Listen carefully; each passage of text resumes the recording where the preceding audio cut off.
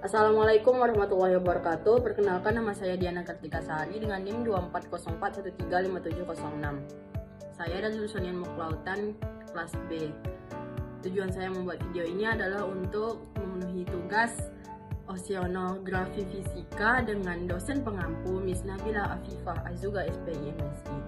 Baiklah, di sini saya akan menjelaskan tentang fenomena IOD dan ENSO dan dampaknya terhadap pola iklim atau cuaca yang terjadi di Indonesia. Cuaca dan iklim di berbagai wilayah yang ada di dunia tidak terjadi begitu saja.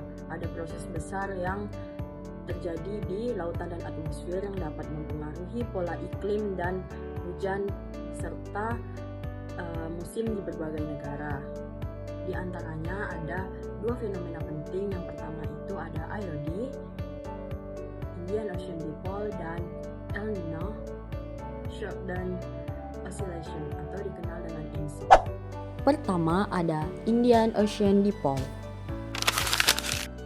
IOD diidentifikasi sebagai perbedaan atau selisih nilai suhu muka laut antara Samudra Hindia bagian barat sekitar Laut Arab dan Timur Afrika dengan Samudra Hindia bagian timur, yaitu Samudra Hindia di sekitar Indonesia bagian barat.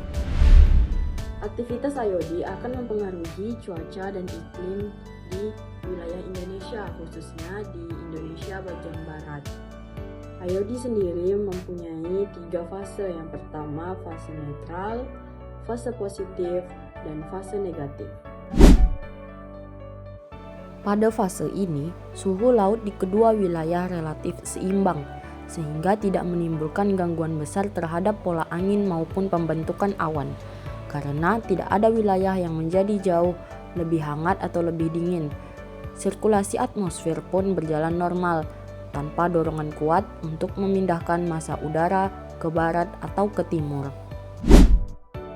Pada IOD positif, yaitu keadaan di mana perairan Samudra Hindia bagian barat lebih hangat daripada bagian timur. Pemanasan di barat membuat penguapan meningkat dan memicu hujan lebat di Afrika Timur. Sebaliknya, perairan timur dekat Indonesia menjadi lebih dingin sehingga penguapan menurun dan curah hujan berkurang. Angin permukaan bergerak dari timur yang lebih dingin ke barat yang lebih hangat.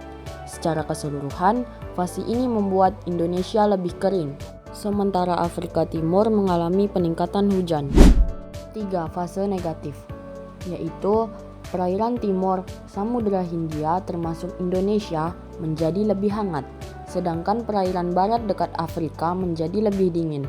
Pemanasan di timur meningkatkan penguapan dan membentuk lebih banyak awan, sehingga curah hujan di Indonesia bertambah. Sementara itu, pendinginan di barat menurunkan penguapan dan membuat Afrika Timur lebih kering. Perbedaan suhu ini memicu perubahan angin, di mana angin permukaan bergerak dari barat yang lebih dingin menuju timur yang lebih hangat, lalu kembali ke barat melalui lapisan atas atmosfer sehingga membentuk sirkulasi udara. Secara keseluruhan, pada fase negatif membuat Indonesia dan Australia Utara lebih basah, sedangkan wilayah barat Samudra Hindia cenderung lebih kering. Bahasan kedua, El Nino Southern Oscillation atau ENSO. ENSO atau El Nino Southern Oscillation berasal dari Spanyol yang artinya anak laki-laki, sedangkan La Nina berarti si gadis. ENSO adalah pola iklim yang berulang yang melibatkan perubahan suhu perairan di Samudra Pasifik, tropis, bagian tengah, dan timur. Saat El Nino, suhu di permukaan laut di Pasifik Tengah hingga Timur memanas di atas normal. Akibatnya, angin pasat melemah dan potensi hujan di Indonesia berkurang. Sebaliknya, saat La Nina, suhu permukaan laut di wilayah yang sama justru mendingin, kemudian angin pasat menguap dan curah hujan di Indonesia meningkat drastis.